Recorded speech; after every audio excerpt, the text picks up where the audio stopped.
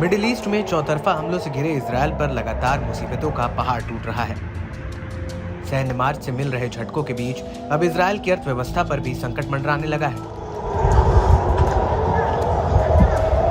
Credit rating agency Moody's के बाद अब S&P ग्लोबल रेटिंग्स ने इजरायल की क्रेडिट रेटिंग को घटा दिया है। गाजा युद्ध और ईरान के साथ तनाव ने इजरायल की इकोनॉमी पर गहरा प्रभाव डाला है। यही वजह है कि प्रमुख रेटिंग एजेंसियों ने इजरायल की क्रेडिट रेटिंग को एक पायदान नीचे कर दिया है। साथ ही एजेंसियों ने चेतावनी भी दी है कि अगर जारी संघर्ष बढ़ता है तो कटौती हो सकती है। S&P ग्लोबल रेटिंग्स ने इजरायल की क्रेडिट रेटिंग को घटाया है। दावा है कि इजरायल की इकोनॉमी धीमी हो गई है और भू राजनीतिक जोखिम बढ़ गए हैं। मालूम हो कि इस साल फरवरी महीने में मूडीज ने भी अपनी रेटिंग में गिरावट दर्ज की थी।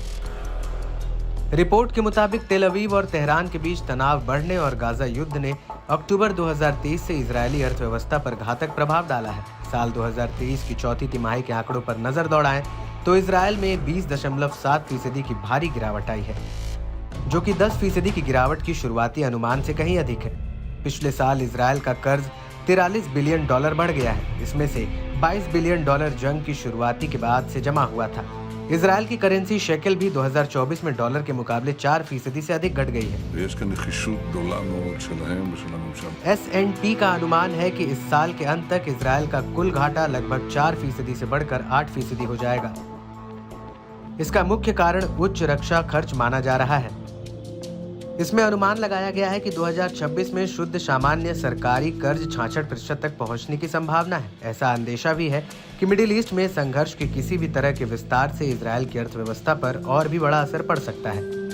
खास बात है कि क्रेडिट रेटिंग ने यह बदलाव तब किया है जब अमेरिकी अधिकारियों ने दावा किया कि इजरायल ने बदले की आग को शांत करने के लिए रातों रात ईरान पर हमला किया।